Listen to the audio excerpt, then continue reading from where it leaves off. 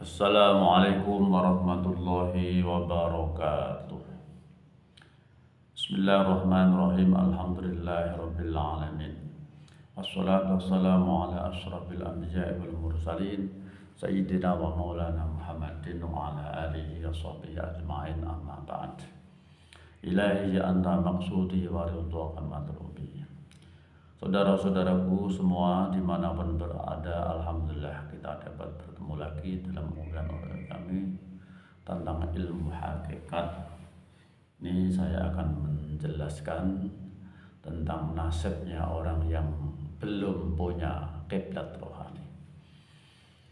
Nasibnya orang yang tidak punya kiblat rohani, maka ibadahnya adalah menyembah kekosongan. Karena asy-syari'atu bila haqiqatin adilah. Syariat-syariat saja tanpa dinaikkan ke hakikat, maka orang itu akan menyembah kekosongan. Hamba rohaniyahnya tidak ada yang membimbing. Juga sebaliknya, wal haqiqatu bila syari'atin babilah. Orang berhakikat tanpa dihantar dengan syariat itu tidak mungkin batal atau dikatakan zindik. Orang bersyariat tanpa hakikat bisa fasik. Orang berhakikat tanpa syariat bisa zindik. Kedua-duanya harus seiring.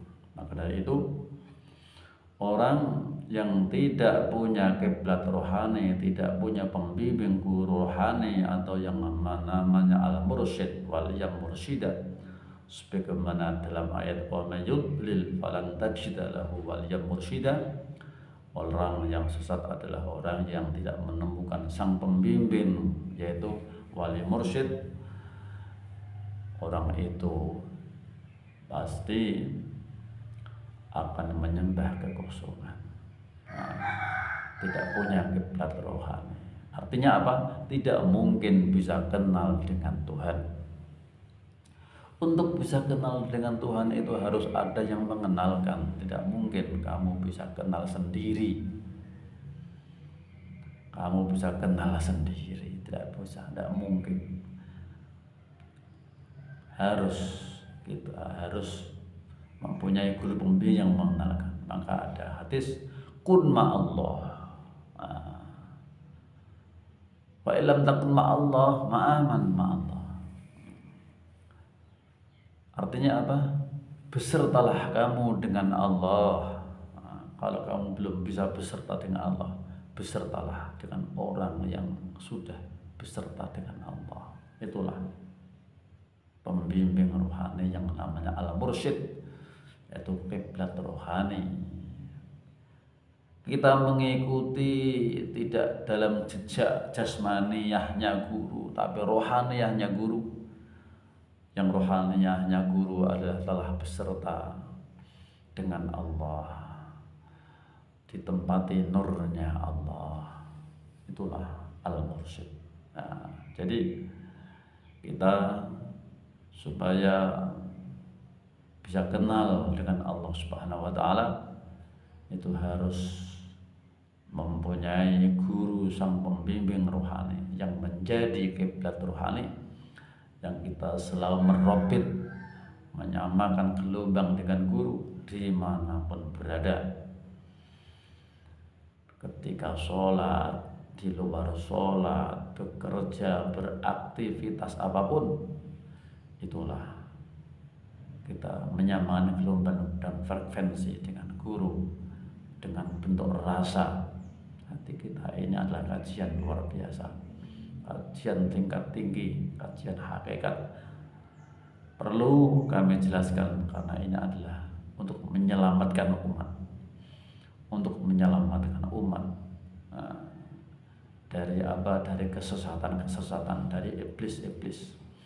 Karena untuk masuk di jalur ini iblis luar biasa. Karena kalau kita tidak bisa beserta dengan Tuhan, pasti beserta dengan iblis. Itu hanya dua pilihan saja. Kalau kita tidak bisa beserta dengan Tuhan, pasti beserta dengan iblis. Nah, maka dari itu besertalah dengan Tuhan. Atau beserta dengan orang yang telah beserta dengan Tuhan. Au ma'aman ma'allah. Kun ma'allah au ma'aman ma'allah.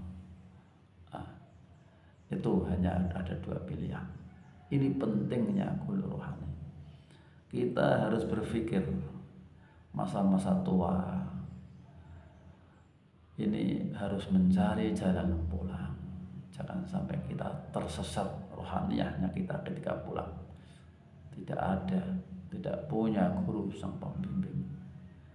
Jangan sampai terkecoh, jangan sampai tertipu dengan keadaan dunia yang menyenangkan.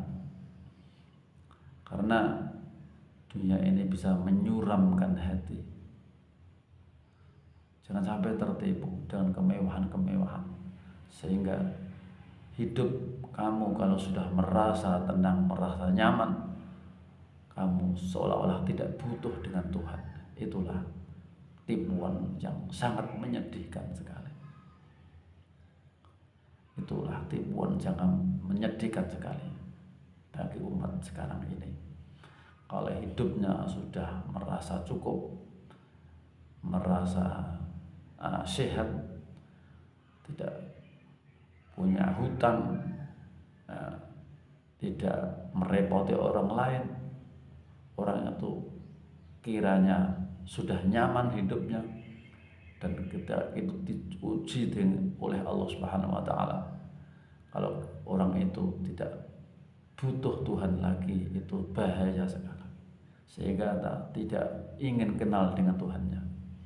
Ini umat zaman akhir, umat akhir zaman, sudah tidak butuh dengan Tuhan, tidak perlu kenal dengan Tuhan. Maka carilah guru, sang pembimbing rohanimu, untuk bisa mengenalkan dengan Tuhan, sehingga kamu punya kiblat rohani.